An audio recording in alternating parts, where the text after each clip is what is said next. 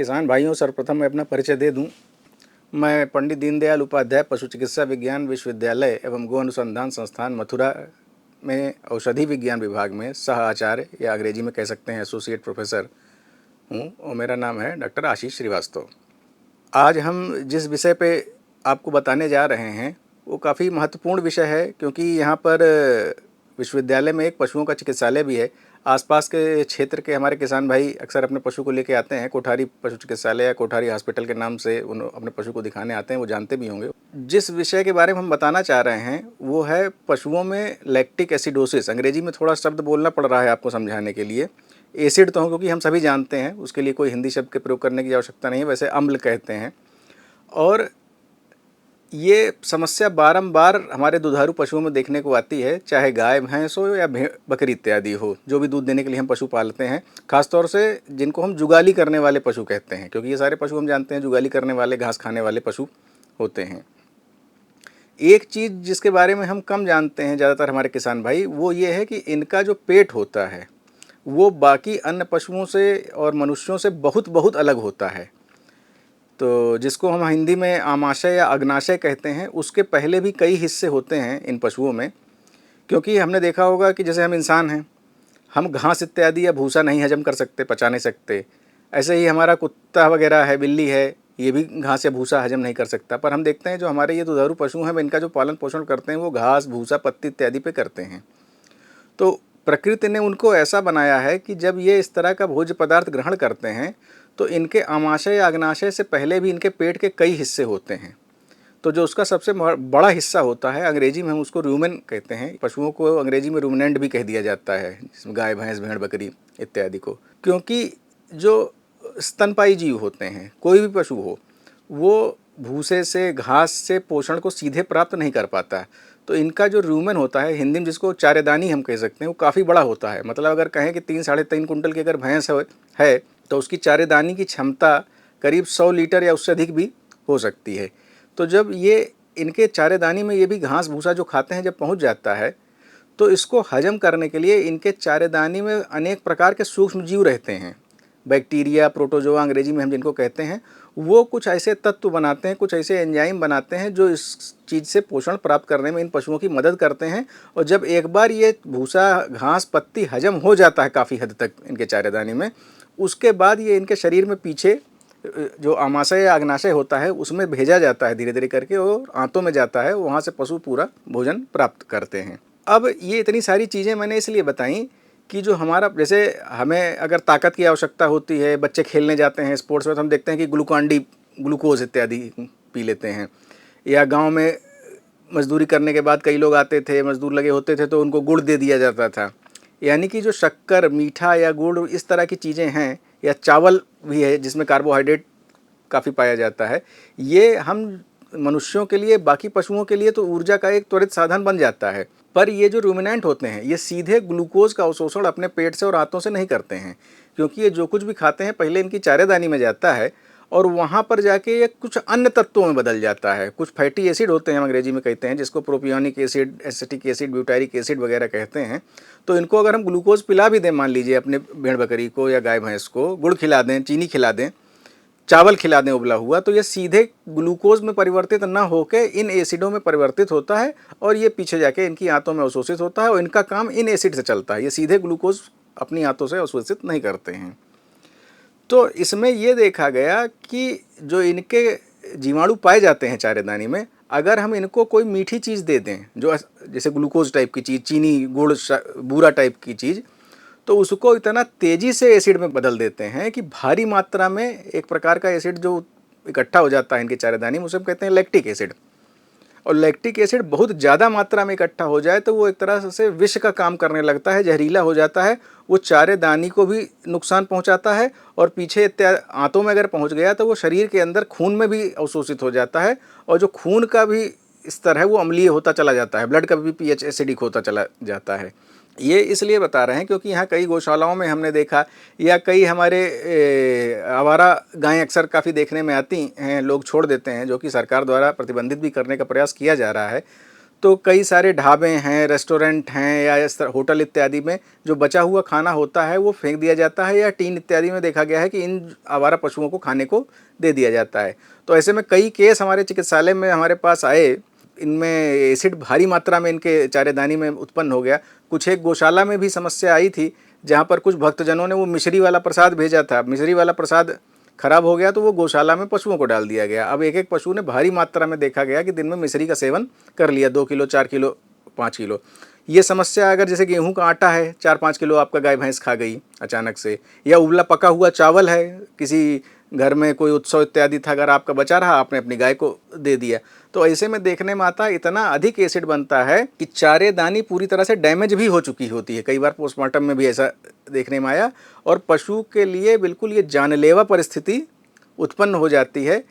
तो lactic acid अगर कम मात्रा में इस प्रकार की चीज़ पशु ने खाई है, कई बार रसगुल्ले या गुलाब जामुन की चाशनी दे दी किसी ने पशु को, इस प्रकार की भी चीज़ देखने में आई है, तो वो र्यूमन तक सीमित रहता है, उसमें एसिड बन जाता है। अगर ज़्यादा मात्रा में सेवन कर लिया है तो वो ब्लड में, रक्त में भी वो एसिड चला जाता है, और ऐसी स्थिति में पशु को बचाना लगभग नामुमकिन हो जाता है। ऐसे केसों में देखा गया है कि 60-70% पशुओं की मृत्यु भी हो जाती है, कितनी भी हम चिकित्सा करने की उसकी कोशिश करें। तो ये इस चैनल के माध्यम से, विश्वविद्यालय के चैनल के माध्यम से अगर आप लोग देखेंगे, इस चीज़ पे ध्यान देंगे आगे, क्योंकि ऐसे केस बार बार बीच में आते रहते हैं। क्यों इसलिए आते हैं क्योंकि हमारे किसान भाइयों को पता नहीं होता है। वो तो यही सोचते हैं कि जैसे हम लोग मीठा खा सकते हैं और हमें कोई बहुत ज़्यादा दिक्कत नहीं होती, वैसे हमारा पशु भी अगर कोई मीठी चीज़, चावल इत्यादि बचा हुआ है तो उसको नुकसान नहीं होगा, फ़ायदा ही होगा, ये सोचते हुए हम उसको दे देते हैं। तो ये आप फिर से समझ लीजिए कि प्रकृति ने जो इनको बनाया है वो चारा, घास, पत्ती इत्यादि खाने के लिए बनाया है, न कि पका हुआ भोजन, रोटी, आटा, गेहूँ, चावल, चाशनी, मीठा, गुड़। गुड़, अब आप कहेंगे कि गौशालाओं में प्रचलन है कि त्यौहार में और कई अवसरों पर गुड़ खिलाया जाता है, तो ठीक है, आप गुड़ खिला सकते हैं, लेकिन उसकी एक सीमा है, 200-250 ग्राम तक आप उसको दे सकते हैं।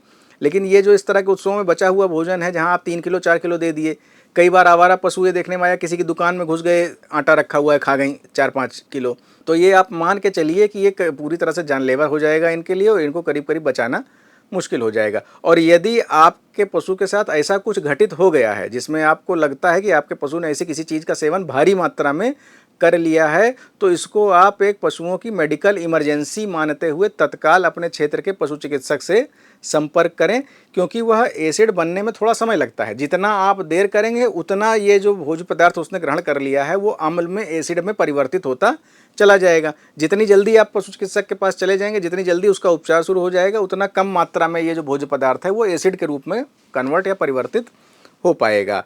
इसमें अगर पशु ने जल्दी खाया है, 2 घंटे 1 घंटे में आपको पता चल गया, तो उसमें मैग्नीशियम हाइड्रोक्साइड करके एक साल्ट आता है, अंग्रेजी में उसको मिल्क ऑफ मैग्नीशिया भी कह सकते हैं। आप जहाँ पशुओं की दवाई इत्यादि मिलती होगी आप वहाँ संपर्क करें। तो जो एक बड़ा पशु है हमारा 3-4 कुंटल का, उसको 300 से 400 ग्राम मिल्क ऑफ मैग्नीशिया, कुछ एक कंपनियों की दवाएं लेक्साबल्क इत्यादि हैं, उसमें भी आपको ये मैग्नीशियम हाइड्रोक्साइड मिल जाएगा, वो दे देते हैं। मीठा सोडा भी कुछ हद तक काम कर सकता है, लेकिन ये मैग्नीशियम हाइड्रोक्साइड इसके लिए ज़्यादा अच्छा माना जाता है, तो बेहतर होगा कि हम मैग्नीशियम हाइड्रोक्साइड दें। बिल्कुल ही नहीं दे पा रहे हैं तो आप वहाँ पर मीठा सोडा, सोडा से मतलब मेरा खाने वाला सोडा है, उसमें ये ज़रूर ध्यान रखें कि कहीं वो कास्टिक सोडा आप गलती से अपने पशु को न दे दें। और अगर अधिक देर हो गई है तो उसमें आप जो लक्षण देखेंगे कि पशु का पेट फूल जाता है, क्योंकि वो जो अम्ल या एसिड होता है वो शरीर से पानी को खींचता है, तो उसमें चारेदानी बिल्कुल फूल जाएगी, ऐसा लगेगा कि पेट में उसके पानी भरा हुआ है। पशु के पेट को आप दबा के बाएं तरफ से अगर देखेंगे तो उसमें ऐसा लगेगा कि जैसे किसी चमड़े की थैली में पानी सा भरा हुआ है, उसके खलखलाने की भी आवाज़ सुनाई देगी। और चूँकि यह अम्ल शरीर से पानी को अवशोषित कर लेता है, तो हमारे पशु को प्यास भी बहुत ज़्यादा लगती है, क्योंकि खून में पानी की कमी हो जाती है। पर वहाँ ये ध्यान देना होगा आपको कि पशु को पीने का पानी ज़्यादा और ना दें, क्योंकि वो पानी और उसके चारेदानी में जाकर इकट्ठा हो जाएगा। अगर उसको डिहाइड्रेशन हो रहा है, पानी की कमी हो गई है, तो ऐसी स्थिति में हमें पानी जो है उसको खून की नस में, जैसे बोतल चढ़ाई जाती है जिसको हम कहते हैं गाँव में, बोतल आपको चढ़वाने की आवश्यकता पड़ेगी और तत्काल आप उसका इलाज शुरू करवाएं। चारेदानी तक ही सीमित है अम्ल, तो जो मैंने अभी बताया कि मैग्नीशियम हाइड्रोक्साइड अगर नहीं मिल पा रहा है बिल्कुल, तो मीठा सोडा। और यदि आपके पास सक्षम पशु चिकित्सक उपलब्ध हैं या आप सर्जरी की व्यवस्था कर सकते हैं, तो ऐसे में इमरजेंसी ऑपरेशन करके उसकी चारेदानी को पूरी तरह से खाली भी करना पड़ सकता है, कि इससे पहले कि समस्या और ज़्यादा गंभीर हो जाए।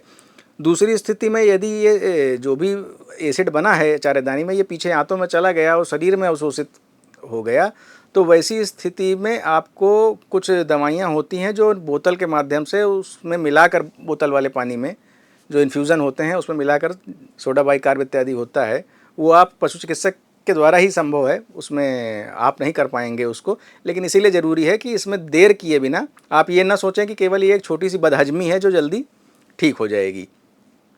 ये तो जो मैंने बताया इसका एक विकट रूप है, अगर कहीं बहुत ज़्यादा किसी पशु ने खा लिया। एक इसका दूसरा रूप भी देखने में आता है कि पता चला कई बार आप पैंट से पशु खरीद के ले आए, अब वह पशु कोई किसान पालता था, वो आमतौर पर उसको चारे पे, भूसे पे रखता था, या चराने की व्यवस्था अगर क्षेत्र में है, नदी इत्यादि है, नदी किनारे, तो चरने जाता था। आप अगर एक डेयरी संचालक है, मान लिया मैंने, आप ले आए, आपके पास चराने की जगह नहीं है, आप उसको दाने पे रखना आपने शुरू कर दिया, तो जो पशु दिन भर में आधा किलो दाना भी नहीं पाता था अपने जीवन काल में, अचानक से आपने उसको 2.5 किलो दाना, 3 किलो 4 किलो दाना देना शुरू कर दिया। हालांकि आप ये कहेंगे कि हमारे तो बाकी पशु भी हैं जो 3 किलो 4 किलो दाना खाते हैं, उनको तो कोई दिक्कत नहीं होती। तो देखिए, इसमें कई बार ये होता है कि जो आहार में हम परिवर्तन ला रहे हैं वो कितनी तेज़ी से ला रहे हैं, क्योंकि जैसे अभी मैंने कुछ देर पहले बताया कि इसमें जो पाचन करने के लिए कई सारे तत्व इनके चारेदानी में मौजूद बैक्टीरिया, प्रोटोजोआ काम करते हैं। तो अगर कोई पशु केवल चारे पे है, चराई इत्यादि पे जीवन कर रहा, यापन कर रहा है, तो उसके चारेदानी में जो जीवाणु होंगे वो इस प्रकार के होंगे जो घास पत्ती इत्यादि को उपयोग लाने में उसकी मदद करते होंगे। ऐसे जीवाणु कम मात्रा में होंगे जो क्या कहते हैं कि आप गेहूँ, दलिया, बिनौला और दाना को हजम करने में उसकी मदद करें। तो अगर आप डेयरी संचालक हैं या दाना देने में सक्षम हैं और आपके बाकी पशुओं को भी आप ऐसा देते हैं और उनसे अच्छा दूध उत्पादन प्राप्त करते हैं, तो इसमें कोई बुराई नहीं है। बेहतर हो कि आप जिससे खरीदें, अगर संभव हो तो उससे ये जानकारी ले लें कि ये पशु को किस प्रकार का भोजन इत्यादि वो उपलब्ध करवाता था। तो जो परिवर्तन आप इसके भोजन पानी में लाएँ वो अचानक न ला के धीरे धीरे लाएँ। तो अगर वो दिन भर में आधा किलो दाना देता था तो बेहतर है कि 15 दिन तक आप उसको 1 किलो कर दीजिए। जब पशु 1 किलो के हिसाब से अपने को एडजस्ट कर ले तो आप फिर 15 दिन आधा किलो और बढ़ा दीजिए, 1.5 किलो पे चले वो 15 दिन।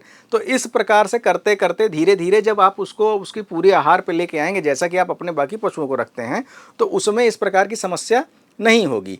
तो जो विकट वाला रूप हम चर्चा कर रहे थे, तो कई बार ये भी हो सकता है कि जो पशु बिल्कुल भी दाना नहीं खाता था, उसको हो सकता है मात्र 2 किलो 2.5 किलो दाने से भी उतनी बड़ी समस्या उत्पन्न हो जाए जो कि बाकी पशुओं को नहीं हो रही है। तो इसमें ये ध्यान रखना होगा आपको कि कोई भी चीज़ अचानक से परिवर्तन न लाएं। इसका उल्टा भी उतना ही सही है। यदि आप अपना पशु किसी डेयरी संचालक से खरीद के लाए हैं जो कि दाने पे अपने पशुओं को पालता था, वो इसलिए पालता था क्योंकि वो शहर के बीच में रखता था, वहाँ पर चराई इत्यादि की व्यवस्था नहीं थी।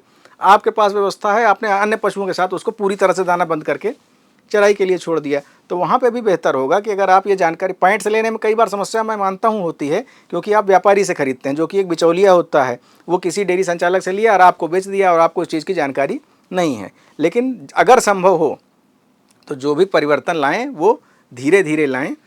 बहुत साल पहले जो हमारे बुजुर्ग पशुपालक हैं वो जानते होंगे कि पशुपालन विभाग द्वारा एक योजना भी शुरू की गई थी कि चूंकि हमारे यहाँ पशुओं को जो मूल आहार ज़्यादा दिया जाता है वो भूसा है, गेहूं का भूसा। अभी कटाई चल रही है, भूसा नया उपलब्ध है, पर अगर इनके शरीर के हिसाब से और वैज्ञानिक तथ्यों के हिसाब से बात की जाए तो भूसा कोई अच्छा आहार नहीं है, क्योंकि हमारे देश में चारे की बहुत कमी है, पशुपालक हमारा बहुत पैसे वाला नहीं है, दूध के दाम कई बार उतने अच्छे ग्रामीण क्षेत्रों में नहीं मिल पाते हैं, तो मजबूरी में उसको अपने पशु को भूसा खिलाना पड़ता है।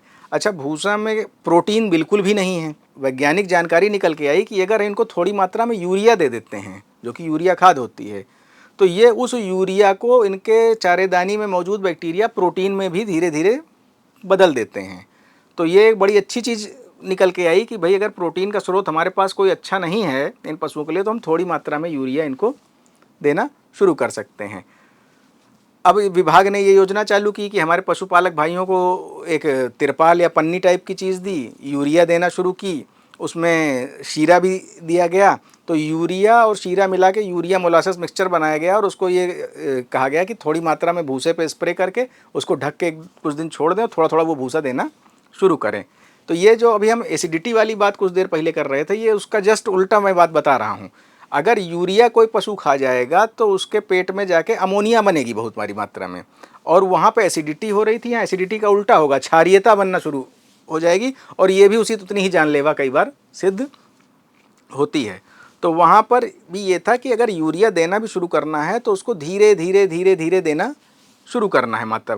तो लेकिन लोगों को ये लगा कि भाई ये बड़े फ़ायदे की चीज़ है, तो कई लोगों ने क्या किया कि अचानक से उसको ज़्यादा मात्रा यूरिया की दे दी। तो वैसी स्थिति में भी देखने में आया कि कई पशुओं की ग्रामीण क्षेत्रों में तबीयत खराब हुई, कई पशुओं की मृत्यु हुई। तो इसलिए कालांतर में ये योजना धीरे धीरे बंद करनी पड़ी। तो ये पूरी कहानी मैंने इसलिए आपको थोड़ी सी समझाने का प्रयास किया कि अब तो इंटरनेट भी सभी के घरों में उपलब्ध है, सबके फ़ोन में उपलब्ध है। अब यूट्यूब आप देख सकते हैं, गूगल सब बात कर सकते हैं, आप नई नई जानकारियाँ प्राप्त करते भी रहते हैं अपनी खेती किसानी के बारे में।